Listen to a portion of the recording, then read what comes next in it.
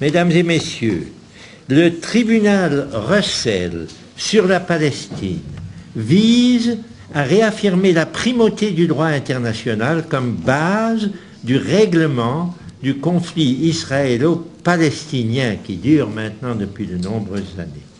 L'occupation est le principal obstacle à la reconnaissance des droits légitimes du peuple palestinien et conséquemment à une paix juste et durable au Proche-Orient.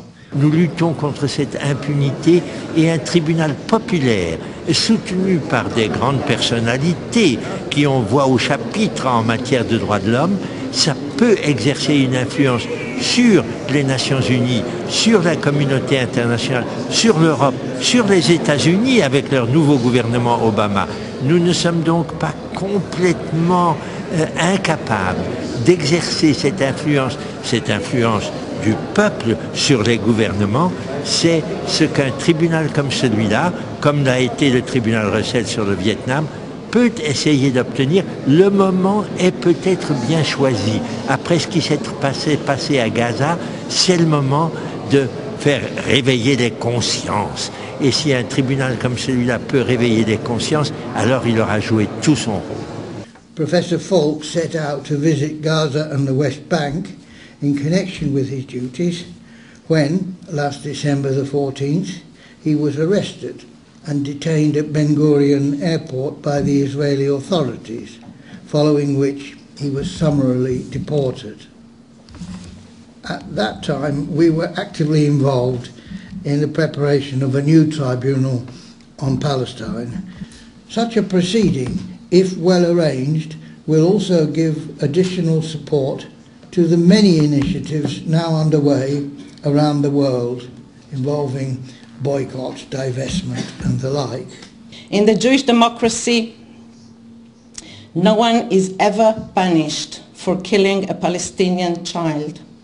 In the Israeli democracy, 20% of the population, of the citizens, are labeled in school books a demographic problem, a demographic threat, and a demographic nightmare.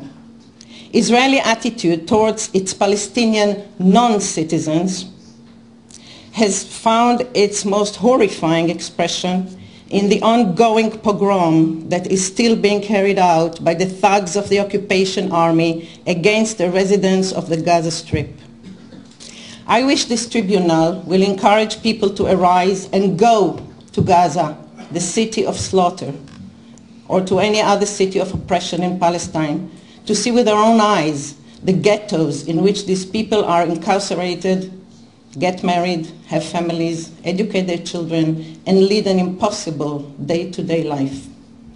You never know what will be, you know. When my father spoke about Palestinian state in the 70s, he was treated as traitor, and today everybody speaks of a Palestinian state. So maybe, you know, you put the seed and you never know what will grow.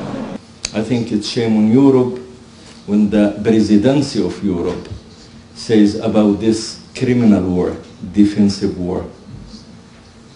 I think it's shame on Europe when Louis Michel, when he's in Gaza on the rubble of the houses destroyed by the Israeli F-16s, saying Hamas is terrorist. I can assure you one thing, Palestinian people are strong and strong enough to confront this occupation because there is just, fair and right cause they are defending, but definitely they are 1,000 times stronger with the free, committed, fantastic people like yourself. Thank you.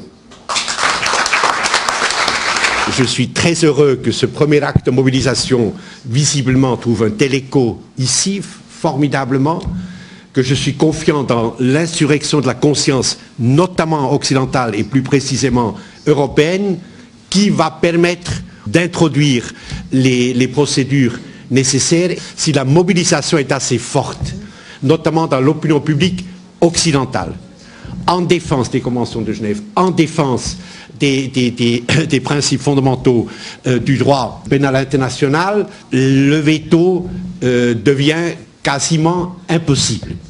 It is very important that at the end of the tribunal we have absolutely secure evidence of the breaches of the law. But also, we want to see the chain of command. Who sold the weapons? Who gave the weapons? Who provided the subsidies? Who are the traders? Who are propping up this regime? We need to know. We need to know, because in the end, they will have to pay. In the end, they will be found guilty. But we have to name the guilty men and women. We have to name the guilty countries. We have to name the guilty states, because behind the criminals stand the big criminals. I hope that at the end, the tribunal is able to take the long view, because these aberrations that we've seen over the last few years, and in particularly in Gaza, are as a result of the contradictions of the original settlement, in my view, of 48, that if you have a state based on race, this is what will happen. And I know there have been recently statements or presentation about the rise in anti-Semitism. Well, of course, we all abhor racism in whatever form, wherever it comes. But nothing has been a greater instigator of anti-Semitism than the self-proclaimed Jewish state itself. Investigations like the Russell Tribunal create a climate of opinion in which it becomes harder and harder for Israel's sponsors, like the United States and the other European countries, those who are supporting these crimes. It becomes harder and harder for them to keep that position. If the evidence is irrefutable, is well presented, is internationally authenticated by respected jurists and professionals, the stronger that evidence is, the more difficult it is for Israel's patrons to supply them with the weapons and the goods to keep up their bad practices and their oppression of the Palestinians. So it has a real function